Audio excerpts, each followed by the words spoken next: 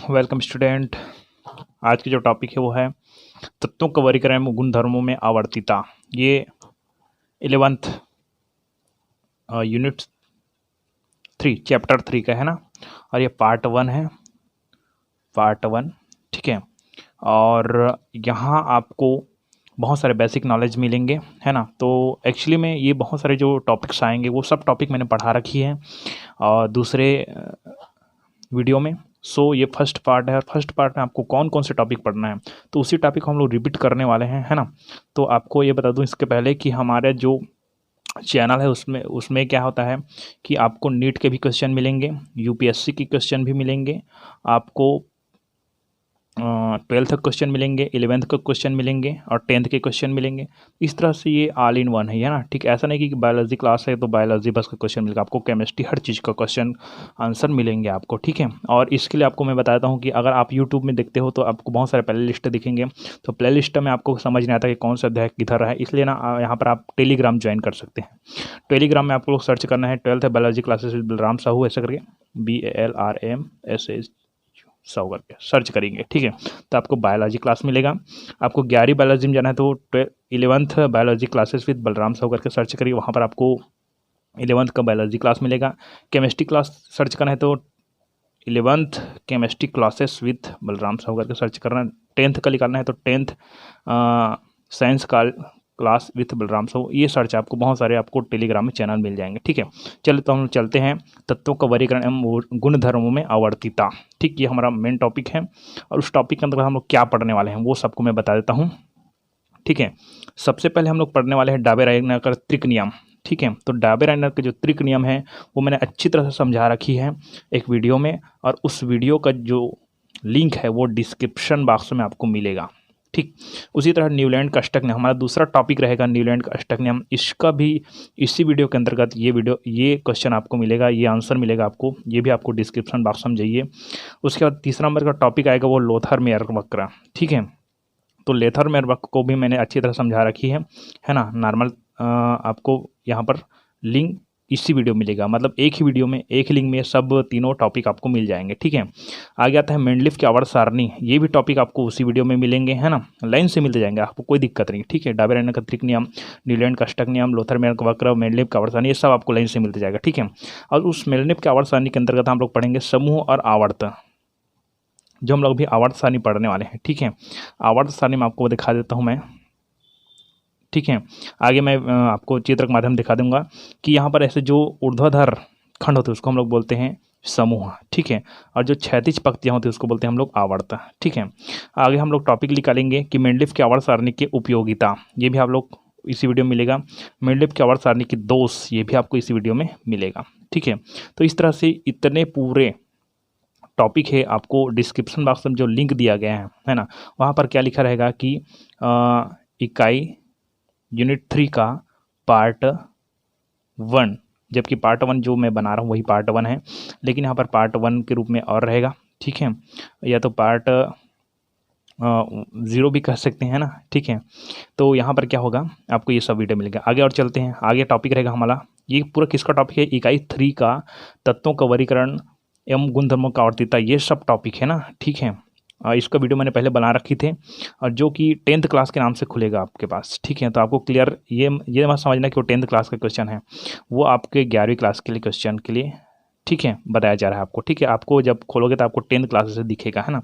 चलिए, आधुनिक आवर्त नियम, मोस्टली का आधुनिक आवर्त नियम। ठीक है, ये आपको क्वेश्चन फिर उसी लिंक में मिलेगा आपको, मतलब एक ही लिंक में आपको ये सब टॉपिक मिलेगा, ये क्लियर कर देता हूँ आपको। ठीक है, तो यहाँ तक आप अभी इस वीडियो को मत देखिए, अभी आप डिस्क्रिप्शन बॉक्स में जाइए और वहाँ आपको जो लिंक दिखाई दे रहा है, ठीक है, उस पहले लिंक में जाकर ये सब टॉपिक पहले आप पूरा करिए, उसके बाद इस वीडियो में आइएगा।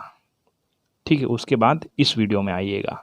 ठीक है, तब हम लोग चलेंगे हमारे आधुनिक आवर्त सारणी में, आधुनिक आवर्त सारणी में। और आधुनिक आवर्त सारणी यहाँ पर आप लोग मोस्टली आधुनिक आवर्त सारणी आप लोग पढ़ोगे उस डिस्क्रिप्शन बॉक्स वाले लिंक में। अब उसके बाद हम लोग शुरू करेंगे हमारा मेन टॉपिक यहाँ से। ठीक है, कि आधुनिक आवर्त सारणी में ब्लॉक, ठीक है, आधुनिक आवर्त सारणी में ब्लॉक। ठीक है, तो आधुनिक आवर्त सारणी में ब्लॉक क्या क्या है? ठीक है, आपका टॉपिक, मेन टॉपिक यहाँ पर रहेगा इलेक्ट्रॉनिक विन्यास एवं तत्वों के प्रकार।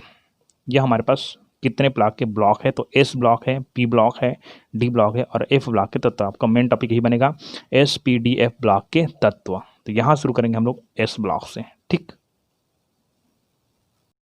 चलिए, तो सबसे पहले आपको मैं बता दूं कि कौन से ये जो आवर्त सारणी, इस आवर्त सारणी में कौन से एस ब्लॉक के तत्व है, कौन डी ब्लॉक के तत्व है और कौन पी ब्लॉक के तत्व है। ठीक है, तो आपको क्लियर हो जाएगी। इसके बाद ही हम लोग डिटेल में चलेंगे। तो सबसे पहले देखिए, ये दो वर्ग आपको दिख रहा है, ये और ये। ठीक है, ये जो दोनों वर्ग है ये है आपके एस ब्लॉक के तत्व। ठीक है, इसको हम लोग बोलते हैं क्षारीय धातु, है ना। ठीक है, एस ब्लॉक के तत्व और ये एस ब्लॉक के तत्व। ठीक है, ये दोनों एस ब्लॉक के तत्व है। इसमें केवल दो ही वर्ग होते हैं, एक वर्ग ये दूसरा वर्ग है, इसको हम लोग वर्ग बोलते हैं। ठीक है, और इसको हम लोग ऐसे लाइन से जाते हैं, उसको हम लोग क्या बोलते हैं? आवर्त। क्या बोलते हैं? आवर्त। तो हमारे आधुनिक आवर्त सारणी में 1 2 3 4 ऐसे करते करते हुए कुल 18 वर्ग है। 18 वर्ग है। और हम लोग आवर्त को देखें तो कि 1 2 3 4 5 6 और 7 आवर्त है यहाँ पर। ठीक है, आधुनिक आवर्त सारणी, आधुनिक आवर्त से अब कंफ्यूजन नहीं होती कि ये दो आवर्त तो और है, नहीं, ये ना, ये बीच से आता है। ठीक है, जो 57 यहाँ पर ये 57 नंबर है ना, वहाँ पर क्या होता है? लेंथेनाइड होता है। ठीक है, लेंथेनाइड होता है, इसको लेंथेनम बोलते हैं। तो इसी में से 14 तत्व निकल कर यहाँ पर लिखा गया है। ठीक है, और यहाँ पर देखिए 89 नंबर पर यहाँ पर एक्टेनाइड होता है, यहाँ से ये तत्व निकल कर यहाँ पर लिखा गया है। तो मतलब इसी के अंतर्गत आता है ये सब, है ना। इसलिए केवल 7 ही आवर्त है। तो ये हो गया आपका एस ब्लॉक के तत्व। दूसरा आता है पी ब्लॉक के तत्व। तो 1 2 3 4 5 और 6, ये पूरा आपका कहलाएगा पी ब्लॉक का तत्व। कौन से ब्लॉक का तत्व? पी ब्लॉक का तत्व। ठीक है, और इसमें कुल 6 इलेक्ट्रॉन होते हैं। पी ब्लॉक के जो तत्व होते हैं, उस कक्षा होते हैं, उसमें कुल 6 इलेक्ट्रॉन हो सकते हैं। इसीलिए यहाँ पर कितने? 1 2 3 4 5 6 वर्ग आते हैं। इसमें इस ब्लॉक में 2 इलेक्ट्रॉन होते हैं। इस ब्लॉक के जो कक्षक होते हैं उसमें 2 इलेक्ट्रॉन होते हैं, इसलिए 2 ही वर्ग हैं। ठीक, उसी तरह देखिए, ये एस हो गया, ये पी हो गया। अब हम चलते हैं डी। तो ये इधर जितना भी दिख रहा है ये येलो कलर का, ये सब डी ब्लॉक के तत्व हैं, है ना।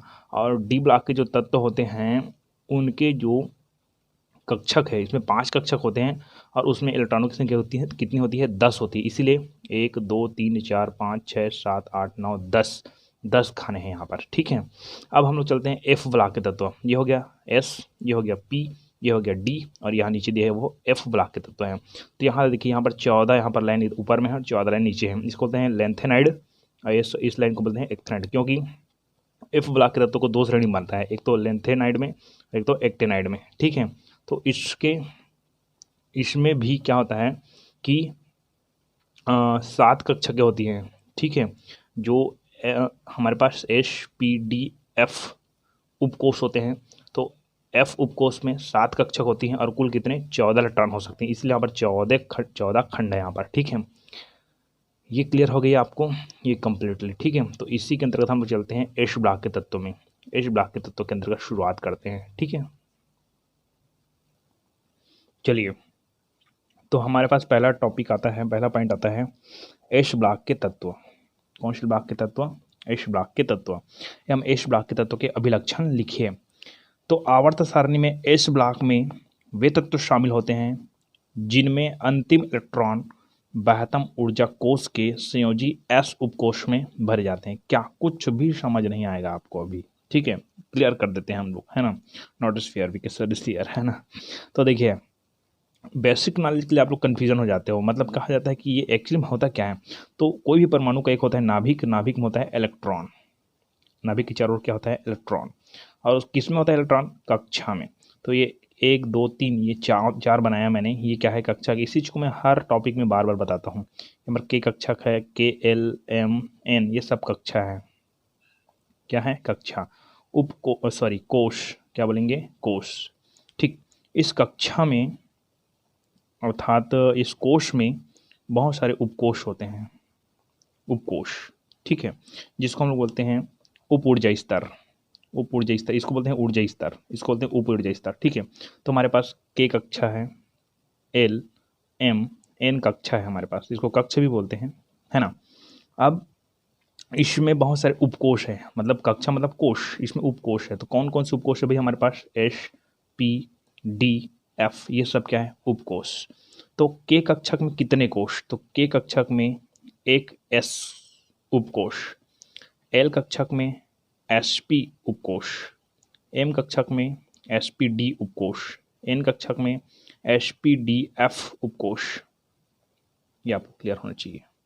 के कक्षक में उपकोष, ये सब क्या है? उपकोष है। क्या है? उपकोष। अब उपकोष में क्या, यही तो समझना है आपको। उपकोष में क्या, ये कक्षा है, ये कक्षा है।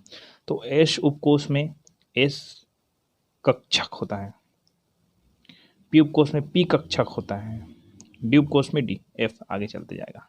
ठीक है, ये तो हो गया आपको कि एस कक्षक, पी कक्षक, डी कक्षक, एफ कक्षक, ये भी क्लियर हो गई आपको।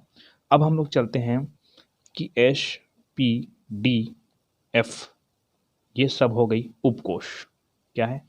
ये हो गया कोष, और इसका हो गया ये उपकोष। अब उपकोष में क्या होता है? कक्षक होता है, मैंने बताया अभी। एस उपकोष में एस कक्षक, पी उपकोष में पी कक्षक, ये तो हो गया। लेकिन एक्चुअली नियम और समझिए कि एस उपकोष में एक डब्बा होता है, पी उपकोष में 3 डब्बा होता है, और डी उपकोष में 5 डब्बा होता है, और एफ उपकोष में 7 डब्बा होता है।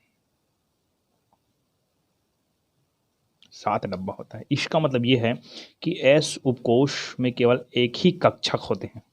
मैंने अभी यहाँ पर क्या बताया कि एस उपकोष में एस कक्षक होते हैं, पी उपकोष में पी कक्षक होते हैं, लेकिन कितने कक्षक होते हैं? पी उपकोष में पी कक्षक होते हैं बताया, लेकिन कितने कक्षक होते हैं ये नहीं बताया। तो यहाँ पर देखिए कि एस उपकोष में एक डब्बा होता है, मतलब एक कक्षक होता है। पी उपकोष में 3 डब्बा होता है, इसलिए 3 कक्षक होता है। डी उपकोष में 5 डब्बा होता है, मतलब 5 कक्षक होता है। और एफ उपकोष में 7 डब्बा होता है, मतलब 7 कक्षक होते हैं। ठीक है, इसमें कितने इलेक्ट्रॉन जाते हैं? तो एक डब्बा में 2 इलेक्ट्रॉन। तो एस उपकोष में कितने इलेक्ट्रॉन? 2 इलेक्ट्रॉन। पी उपकोष में कितने इलेक्ट्रॉन? 6 इलेक्ट्रॉन। डी उपकोष में कितने इलेक्ट्रॉन? 10 इलेक्ट्रॉन। ठीक है, एफ उपकोष में 7 खंड है तो 14 इलेक्ट्रॉन। इसीलिए हमारे पास जो एस उपकोष पढ़ेंगे अब क्लियर करते जाएंगे। अगर ये समझ गए तो बाकी सब क्लियर हो जाएगा। आवर्त सारणी के एस ब्लॉक में वे तत्व शामिल होते हैं। मैंने एस ब्लॉक को आपको बताया दिया था सामने में, इस तरह से जो दिखता है। ठीक है, ये देखिए, ये वाला जो भाग दिख रहा है आपको, है ना, ये आपके पास एस ब्लॉक है। कौन से ब्लॉक हैं? एस ब्लॉक के तत्व हैं। ठीक है, तो एस ब्लॉक के तत्वों के बारे में हम लोग पढ़ रहे हैं अभी, है ना। चलिए, तो आवर्त सारणी में एस ब्लॉक में वे तत्व शामिल होते हैं जिनमें अंतिम इलेक्ट्रॉन बाह्यतम ऊर्जा कोष के संयोजी एस उपकोष में भरे जाते हैं। बाह्यतम ऊर्जा कोष कौन है हमारे पास? KLMN है। और ऊर्जा कोष के में कितने हमारे पास उपकोष है? एस उपकोष है, पी उपकोष है, डी उपकोष है, एफ उपकोष है। ठीक, तो ये क्या बोला जा रहा है कि आवर्त सारणी के एस ब्लॉक में वे तत्व शामिल होते हैं जिनमें अंतिम इलेक्ट्रॉन, चलिए अब एस उपकोष कोई भी हम लोग तत्व ले लेते हैं, जैसे कि हम लोग लेते हैं सोडियम को ले लेते हैं, और एक जने ले लेते हैं मैग्नीशियम को। दोनों को हम लोग एक्सपेरिमेंट करते हैं। ठीक है, देखते हैं। चलिए, तो इसके लिए आपको आप बॉ का नियम आप लोग देखना पड़ेगा, है ना, इलेक्ट्रॉनिक विन्यास निकालने के तरीके, 1s वर्ग 2s वर्ग वाला। तो अब हम लोग यहाँ पर नहीं बताऊंगा मैं कि हम लोग किस तरह से इलेक्ट्रॉनिक विन्यास निकालेंगे, तो मैं डायरेक्टली निकाल के दिखाता हूँ। जैसे कि सोडियम है, सोडियम का इलेक्ट्रॉनिक विन्यास निकालेंगे तो हम लोग क्या निकलेगा हुंड के नियम और आप बॉ के नियम, ये सब नियम लगेंगे। ठीक है, इधर डी, ये 1s वर्ग 2s वर्ग 2p6, ठीक है, यहाँ से जाते हैं। चलिए, और आपको बताया था मैंने पी कक्षक में कितने इलेक्ट्रॉन होते हैं? 6, है ना। चलिए, तो हमारे पास सोडियम है और सोडियम का परमाणु क्रमांक कितना होता है? 11। अब 11 को बांट रहा है अपने को, है ना। तो पहले कक्षक में कितने इलेक्ट्रॉन रहेंगे? ये 1, उसके बाद रिपीट जाएगा तो ऐसे जाएगा। ठीक है, ये वामावर्त दक्षिणावर्त आप लोग ये पढ़ते होंगे हुंड के नियम में। ठीक है, चलिए 2 इलेक्ट्रॉन खपत हो गया अपने पास, 1s वर्ग हो गया। ठीक है, 2s वर्ग भी करना है, 2s वर्ग, तो 2 इलेक्ट्रॉन यहाँ पर खपत करवाना है, ये देखिए।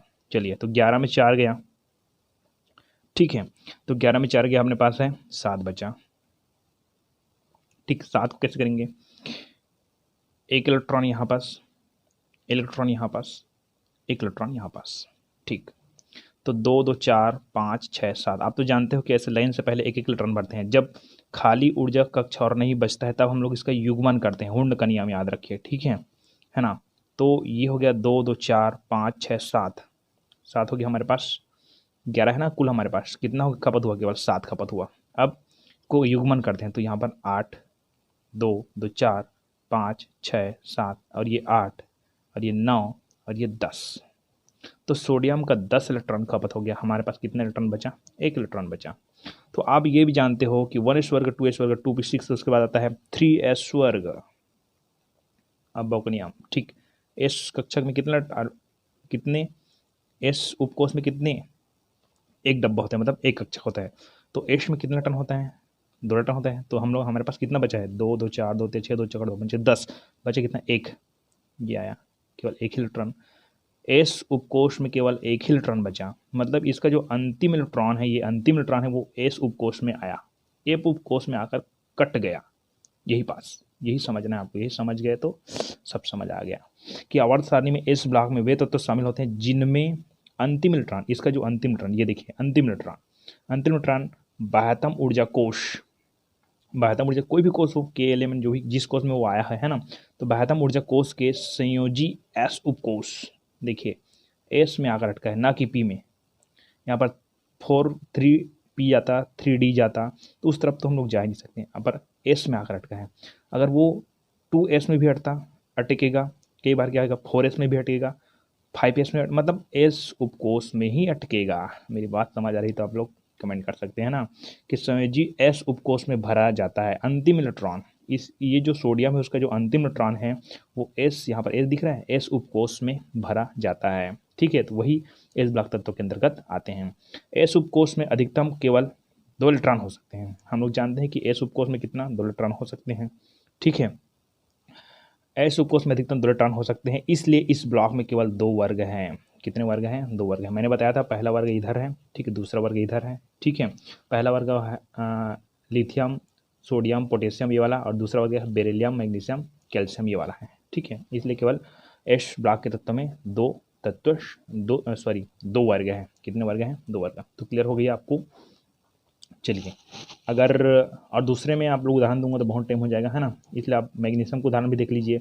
इसका जो अंतिम इलेक्ट्रॉन है, अंतिम इसका 2 आएगा, 2 इलेक्ट्रॉन बचेगा ना, इसमें सोडियम में 1 बचता है ना, इसमें 2 बचेगा। तो वो कौन से उपकोष में आएगा, मैं पक्का बताता हूँ आपको कि वो हमेशा एस उपकोष में ही जाकर अटकेगा वो, ठीक। वही कहलाएगा एस ब्लॉक के तत्व। ये तो एस ब्लॉक तत्वों के अभिलाक्षणिक गुण देखते हैं हम लोग, है ना, कि एस ब्लॉक के तत्वों के किस किस प्रकार से गुण हैं। तो सबसे पहले देखिए कि इसमें सभी तत्व मुलायम धातुएं होती है। जो एस ब्लॉक के तत्व है वो सभी मुलायम धातु होती है, मतलब लचीलापन आता है। जैसे कि अपने पास सोडियम है ना, सोडियम है, पोटेशियम, ये सब मुलायम धातु होती हैं। दूसरा, इसके गलनांक व कथनांक निम्न होते हैं। अब इसमें बच्चे लोग को बहुत कन्फ्यूजन होता है कि गलनांक अगर निम्न है तो जल्दी गल जाएगा कि देर से गलेगा। तो गलनांक अगर निम्न है तो जल्दी गल जाएगा, ठीक है। ये प्रकृति में अति क्रियाशील होते हैं, मतलब क्रियाशील होते हैं। इसकी संयोजकता 1 होती है लगभग, आप लोग जानते हो, लगभग नहीं, फिक्स है ना, अधिकतर फिक्स 1 होती है पहला वर्ग में, और जो दूसरा वर्ग उसमें 2 होता है, उसका संयोजकता है वो, है ना। तो ये प्रकृति में अति क्रियाशील होते हैं। क्रियाशील मतलब किसी दूसरे तत्व से फट से क्रिया कर लेती है, उसको अति क्रियाशील बोलते हैं। वर्ग में नीचे जाने पर क्रियाशीलता बढ़ती है। जो वर्ग से नीचे जाते हैं, जैसे सोडियम का, पोटेशियम है, रुबिडियम है, ठीक है, मैग्नीशियम है, कैल्शियम है, स्ट्रोंटियम है, ऐसा, ठीक है। तो वर्ग से नीचे जाने पर क्रियाशीलता और बढ़ती जाएगी। चौथा, इसमें से अधिकतर ज्वाला में विशिष्ट रंग प्रदर्शित करते हैं। जैसे कि ज्वाला के संपर्क में आती है तो वो विशिष्ट रंग प्रदर्शित करते हैं, जैसे कि नीला है अधिकतर, कभी कभी लाल रंग भी प्रदर्शित करता है। ये जो तत्व है इस ब्लॉक के तत्व है। 5वां, ऐसे ज़्यादा आपको नहीं लिखना है, 5 6 लिखना है, ठीक है। ये अपना संयोजी इलेक्ट्रॉन त्याग कर आयनिक यौगिक बनाते हैं। मतलब जितने भी तत्व है अधिकतर देखना आप लोग, जैसे कि सोडियम है वो 1 इलेक्ट्रॉन त्यागता है, क्योंकि इसकी परमाणु क्रमांक कितना है 11 होता है। 11 होता है, इसको हम इलेक्ट्रॉनिक विन्यास बांटेंगे तो 2 8, ठीक है, 8 2 10 और 1, ठीक है, 2 8 1, तो 1 उसकी संयोजकता होगी तो 1 इलेक्ट्रॉन देगा, और देगा मतलब कौन से यौगिक बनाएगा, वो आयनिक यौगिक बनाएगा। अतः इसके यौगिक +1 और +2 ऑक्सीकरण अवस्था प्रदर्शित करते हैं। +1 है वो पहला वर्ग करेगा, और दूसरा वर्ग है जिसमें हम लोग देखते हैं मैग्नीशियम कैल्शियम, वो +2 ऑक्सीकरण अवस्था प्रदर्शित करेगा। छठवां, एच ब्लॉक के तत्व अच्छे अपचयक होते हैं। देख, एक तो होता है ऑक्सीकरण होता है, एक तो होता है अपचयक, ठीक है। तो अपचयक का आपका 10th क्लास में आप लोग पढ़े होंगे अपचयक किसको कहते हैं, ठीक है। तो एच ब्लॉक के तत्व अधिकतर क्या होते हैं, अधिकतर अच्छे अपचयक होते हैं। तो ये 6 अभिलक्षण हैं एच ब्लॉक के तत्वों के, ठीक है। तो आवर्त सारणी के पी ब्लॉक में वे तत्व आते हैं जिनमें अंतिम इलेक्ट्रॉन, सेम वही पॉइंट बोल रहा हूँ, थोड़ा सा चेंज होगा। आवर्त सारणी के पी ब्लॉक में वे तत्व आते हैं जिनमें अंतिम इलेक्ट्रॉन संयोजी पी उपकोष में भरे होते हैं। मैंने बताया था एस उपकोष में भरे होते हैं, मतलब एस में आकर अटकता है कोई भी अंतिम इलेक्ट्रॉन है वो, और इसमें पी उपकोष में आकर अटकेगा, सीधी सी बात है ना। तो आवर्त सारणी के पी ब्लॉक के वे तत्व आते हैं जिनमें अंतिम इलेक्ट्रॉन संयोजी पी उपकोष में भरे जाते हैं, ठीक है। पी उपकोष में अधिकतम 6 इलेक्ट्रॉन हो सकते हैं। मैंने बताया था जो पी उपकोष है उसमें कितने इलेक्ट्रॉन, कितने डब्बे होते हैं, 3 डब्बे होते हैं ना, तो कुल कितने इलेक्ट्रॉन, 6 इलेक्ट्रॉन हो सकते हैं। अतः इस ब्लॉक में 6 वर्ग होते हैं। कितने वर्ग होते हैं, 6 वर्ग होते हैं। देख लीजिए, तो हमारे पास देखिए पी ब्लॉक के तत्व 1 2 3 4 5 6, ये 6 वर्ग होते हैं इसके पास। कितने वर्ग होते हैं, 6, 13 से लेकर 18 तक, ठीक। ये क्लियर हो गया आपको, और आगे हम लोग मैं समझा कर बताता हूँ कि क्या होगा आगे। चलिए, ये तो समझ आ गया। अब हम लोग देखते हैं कि पी उपकोष में भरे जाते हैं। कितने उपकोष में भरे जाते हैं, पी उपकोष में। चलिए, तो पी ब्लॉक के तत्व कोई हम लोग उदाहरण लेते हैं, एल्यूमिनियम का ले लेते हैं। एल्यूमिनियम का परमाणु क्रमांक 13, ठीक। हम लोग कहते हैं 1s वर्ग, 2s वर्ग, 2p6, 3s वर्ग, ऐसे जाता है ना, 3p6 ऐसे जाता है। तो कितना दूर तक जाएगा तो परमाणु संख्या के आधार पर, परमाणु संख्या के ऊपर डिपेंड करेगा ये, ठीक है। तो चलते हैं, एस में कितने डब्बे, 2 डब्बे। पी में कितने डब्बे, 3 डब्बे। फिर एस में 2 डब्बे, पी में कितने डब्बे, 3 डब्बे। चलिए, 13 इलेक्ट्रॉन हमारे पास। यहाँ पर 1s क्या 2 इलेक्ट्रॉन डाल देते हैं। चलिए, ठीक। इसमें भी 2 इलेक्ट्रॉन डाल देते हैं। इसमें 1 2 3 इलेक्ट्रॉन इधर डाल देते हैं। उसके बाद रिपीट करेंगे, है ना, 2 2 4 5 6 7 इलेक्ट्रॉन हो गया हमारे पास, ठीक है। अब इसको कर देते हैं 8, ये 9, ये 10, तो हमारे पास कुल 10 इलेक्ट्रॉन बचा। कितना इलेक्ट्रॉन, 3 इलेक्ट्रॉन, ठीक है, 3 इलेक्ट्रॉन बचा। तो हमारे पास क्या है, 3s स्क्वायर है। तो एस कक्षक में कितने इलेक्ट्रॉन, एफ उस कोष में कितने इलेक्ट्रॉन, 2 इलेक्ट्रॉन, 1 2 हो गया। कितना बचा, 2, सॉरी 1, कितना बचा, 1। तो 1 कहाँ पर ले जाएंगे भाई, 3p6 अर्थात पी कक्षक में चला गया। आपको बात क्लियर यहीं पर हो गई कि आवर्त सारणी के पी ब्लॉक में वे तत्व आते हैं जिनके अंतिम इलेक्ट्रॉन, जिसका जो अंतिम इलेक्ट्रॉन है वहाँ संयोजी पी उपकोष में भरे जाते हैं। संयोजी पी उपकोष में भरे जाते हैं, जो पी उपकोष में अधिकतम 6 इलेक्ट्रॉन हो सकते हैं। ये 2 2 4 2 3 6 इलेक्ट्रॉन हो सकते हैं ना, यहाँ पर भी 6 होता है, लेकिन हमारे पास तो 1 ही इलेक्ट्रॉन है, हो सकते हैं। अतः इस ब्लॉक में 6 वर्ग होते हैं, मैंने 6 वर्ग दिखा दिया। अब हम लोग चलते हैं पी ब्लॉक तत्वों के अभिलक्षण।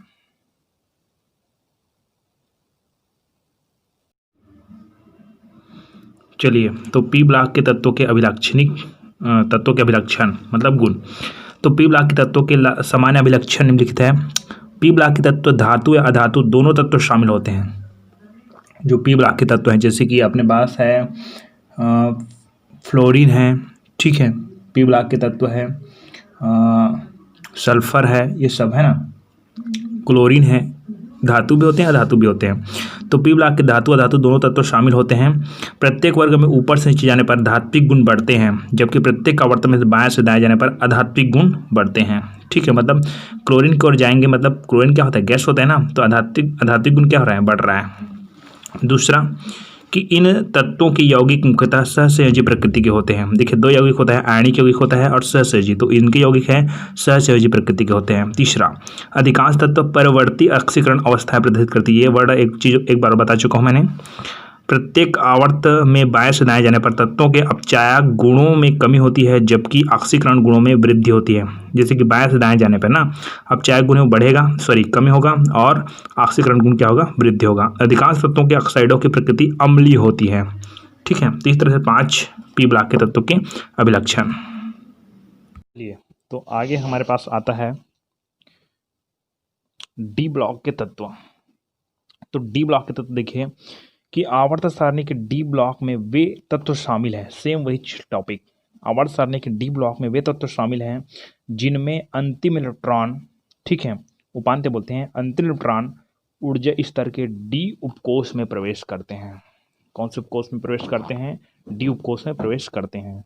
चलिए, तो आप देख लीजिए ये वाला जो भाग है वो डी, ठीक है, डी ब्लॉक के तत्व है। ये एस, ये पी और ये डी। यहाँ पर जो तत्व दिखेंगे है ना, इधर पीला येलो में दिख रहा है, वो सब डी ब्लॉक के तत्व हैं। चलिए, तो आवर्त सारणी के डी ब्लॉक के तत्वों में वे तत्व, डी ब्लॉक में वे तत्व शामिल है जिनमें अंतिम इलेक्ट्रॉन ऊर्जा स्तर के डी उपकोष में प्रवेश करते हैं। अब हम लोग प्रवेश करके दिखा देते हैं ना। डी उपकोष में अंतिम 5 कक्षक में अधिकतम 10 इलेक्ट्रॉन होते हैं, इसीलिए डी ब्लॉक में 10 वर्ग होते हैं। मैंने बताया था आपको 3 वर्ग शुरू होता है, वो 12 वर्ग में खत्म होता है। 3 वर्ग में आपका स्कैंडियम रहता है, ठीक है, और चौथा में टाइटेनियम, पांचवा में वैनोडियम, है ना, ठीक है, और जो 12वां तत्व होता है उसमें ना जिंक रहता है, ठीक है, 12वां में, हाँ जी, 13 में एल्यूमिनियम रहता है, तो 12 में जिंक रहता है, ठीक, ओके, है ना। तो अब हम लोग देखते हैं कि एक्चुअली होता क्या है। चलिए हम लोग किसका देख लेते हैं। एग्जाम्पल के लिए हम लोग देख लेते हैं स्कैंडियम का, देख लेते हैं स्कैंडियम। इसका परमाणु क्रमांक होता है 21। तो देखिए 1s वर्ग, 2s वर्ग, 2s स्क्वायर बोलते हैं, मैं अब क्या करूं, है ना, 1s वर्ग हो जाता है, 1s square, 2s square, 2p6, 3s square, 3p6, 4s square, ठीक है, और चलिए 1s square, 2s square, 2p6, 3s square, 3p6, 4s square, 3d10 और 4p6 और 5s स्क्वायर, ऐसा होता है ना। तो अब जानते हैं 1s में एक डब्बा, 2s में एक डब्बा, 2p में 3 डब्बा, 3s में एक डब्बा, 3p में फिर 3 डब्बा, 4s में एक डब्बा, 3d में 5 डब्बा, आप जानते हो 3, 2, 5, ठीक है। हम लोग डी ब्लॉक के तत्व पढ़ रहे हैं, ठीक है, और यहाँ पर हम लोग ऐसे कर सकते हैं, पी में फिर 3 डब्बा, 5s में नहीं जाएंगे। चलिए, तो इसका रिटर्निंग विन्यास कितना है, परमाणु संख्या कितना है, 21। तो 21 को बांटते हैं, इसमें बांटते हैं 2 इलेक्ट्रॉन, इसमें बांटते हैं 2 इलेक्ट्रॉन, इसमें 6 इलेक्ट्रॉन, 1, 2, 3, मैं इस लाइन से बढ़ता हूँ क्योंकि हुंड के नियम के अनुसार ये और ये 4, 6, 4, 10 इलेक्ट्रॉन खत्म, ठीक। आगे बढ़ते हैं, 10, 2, 12, 13, 14, 15, 16, 17, 18, ठीक, 18 इलेक्ट्रॉन हो गया, है ना। अब 3 इलेक्ट्रॉन बचा अपने पास, कितना इलेक्ट्रॉन बचा है, 3 इलेक्ट्रॉन। तो 4s में जाएंगे तो 1 और 2, ठीक। अब जाएगा 1 इलेक्ट्रॉन यहाँ। तो आप देख सकते हैं कि जो इस तत्व की जो अंतिम इलेक्ट्रॉन है वो डी उपकोष में जा रहा है। कहाँ जा रहा है, डी उपकोष में, ठीक, क्लियर हो गया आपको। तो डी ब्लॉक के तत्वों के अभिलक्षण चलते हैं हम लोग। फिर हम लोग चलते हैं डी ब्लॉक तत्वों के अभिलक्षण। ये जो डी ब्लॉक है, जो मध्य में 10 खाने होते हैं ना बीच में, वो डी ब्लॉक होता है, ठीक है। तो ये सभी तत्व डी ब्लॉक के तत्वों के अंतर्गत देखते हैं। तो ये सभी तत्व धात्विक गुण प्रदर्शित करते हैं, इनके गलनांक व कथनांक उच्च होते हैं, ठीक है, मतलब देरी से गलता है वो। अधिकांश डी ब्लॉक तत्व रंगीन यौगिक बनाते हैं जो कि सामान्यतः जटिल प्रकृति के होते हैं। ये परवर्ती ऑक्सीकरण अवस्था प्रदर्शित करती है, पर एक तो परिवर्ती होता है बाद में, ठीक है, और पूर्ववर्ती पहले। तो परिवर्ती ऑक्सीकरण अवस्था प्रदर्शित करते हैं। इन तत्वों की यौगिक सामान्यतः अणुचुंबकीय प्रकृति के होते हैं, अणुचुंबकीय, ठीक है, चुंबकीय नहीं, अणुचुंबकीय प्रकृति के होते हैं। डी ब्लॉक के तत्वों की बड़ी संख्या जैसे कि आयरन है, कोबाल्ट है, निकलेट है, ठीक है, निकिल बोलते हैं, ये सब है, आदि उत्प्रेरक की भांति कार्य करते हैं। अब व्हाट इज कैटालाइसिस, उत्प्रेरक क्या है ना, या उत्प्रेरक का मतलब क्या होता है? उत्प्रेरक का परिभाषा बता दूं आपको कि ये किसी अभिक्रिया में भाग लेता है लेकिन उस अभिक्रिया को परिवर्तित कर देता है और स्वयं अपरिवर्तित रहता है, उसको उत्प्रेरक कहते हैं। ठीक है, मतलब ये किसी रासायनिक अभिक्रिया में भाग लेता है और स्वयं अपरिवर्तित रहता है और उस अभिक्रिया को परिवर्तित कर देता है। स्वयं तो अपरिवर्तित रहता है लेकिन उस अभिक्रिया को परिवर्तित कर, उसको बोलते हैं उत्प्रेरक। ठीक है, चलिए, तो इस तरह से हो गए डी ब्लॉक के तत्वों की अभिलक्षण। चलिए, तो आगे चलते हैं हम लोग एफ ब्लॉक के तत्व, है ना।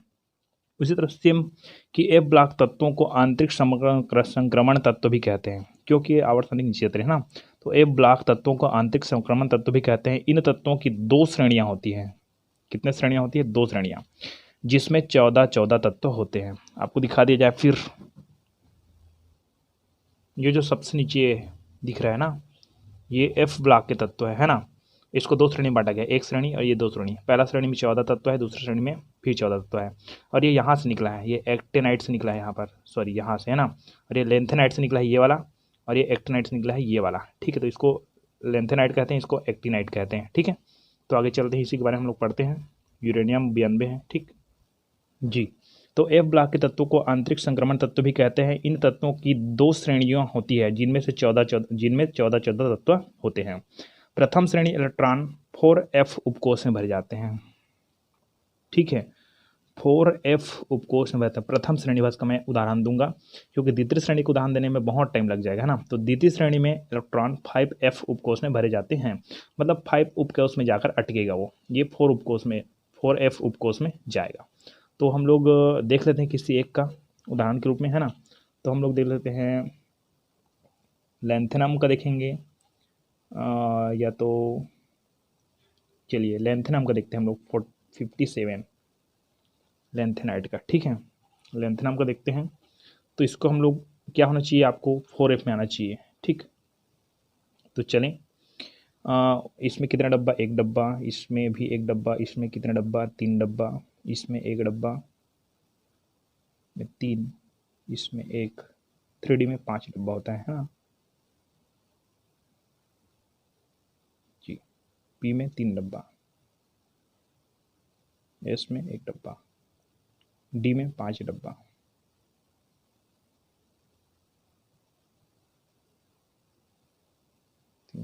ठीक,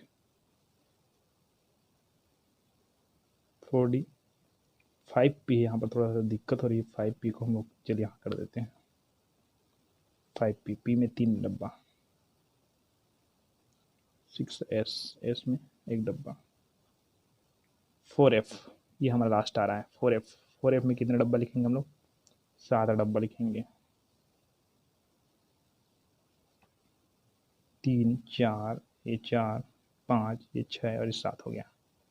चलिए, यहाँ पर आप लोग अच्छा समझना, 4D का 5 डब्बा, एस 5p का 3 डब्बा यहाँ पास है, और 6s का 1 डब्बा, और 4f का 7 डब्बा इधर। ठीक है, 57 को बांटना है। ठीक है, तो ये 1 और ये 2, ये 3 और ये 4, 5, 6, 7, 8, 9, 10, 11, 12, 13, 14, 15, 16, 17, 18, 19, 20, 21, 22, 23, 24, 25, 26, 27, 28, 29, 30, ये पी ना, 30, 31, 32, 33, 34, 35, 36, 37, 38, 39, 40, 41, 42, 43, 44, 45, 46, 47, 48, 49, 50, 51, 52, 53, 54, 55, 56। चलिए, 6s तक हम 56 आ गए। देखिए, 4s square, 3d10, 4p6, 5s square, 4d, D में कितना होता है? 10, 5p में 6, 6s में स्क्वायर, 4f में 14। ठीक, तो यहाँ तक तो आ गए। 6s स्क्वायर में हम लोग 56 तक आ गए। अब हमारे पास कितना बचा? 1 बचा। तो 1 कहाँ पर जाएगा? एफ उपकोष में जाएगा। ठीक है, तो एफ में आया ना, तो यहीं पर बताया गया आपको कि इसका प्रथम श्रेणी के जो इलेक्ट्रॉन है एफ कोश में भरे जाते हैं। उसी तरह हम लोग अगर द्वितीय श्रेणी का यूज़ करेंगे, यूरेनियम का यूज़ करेंगे, 92 का आप लोग करके दिखाइए, ठीक है ना। और देखिए कि यहाँ पर 5F में आता है कि नहीं आता है, आएगा वो, ठीक है। तो इस तरह से F ब्लॉक के तत्व भी क्लियर हो गई। और F ब्लॉक के तत्व के हम लोग अभिलक्षण देखते हैं। फिर हम लोग चलते हैं F ब्लॉक के तत्वों के अभिलक्षण में, है ना। तो पहला लक्षण देखिए कि F ब्लॉक तत्व भारी धातुएं होती है। जैसे कि F ब्लॉक में देखना आप लोग, F ब्लॉक के जो तत्व होते हैं नीचे होते हैं, जैसे कि यूरेनियम, ठीक है। इसके गलनांक व कथनांक उच्च होते हैं, ठीक है। ये डी ब्लॉक के तत्वों की तरह ये भी संकुल या जटिल यौवन बनाते हैं और अपने यौगिकों में परवर्ती ऑक्सीकरण अवस्था प्रदर्शित करते हैं। इनकी सामान्य ऑक्सीकरण अवस्था 3 होती है, +3 होती है, ठीक है। चौथा, इन तत्वों की यौगिक समानता रंगीन होते हैं।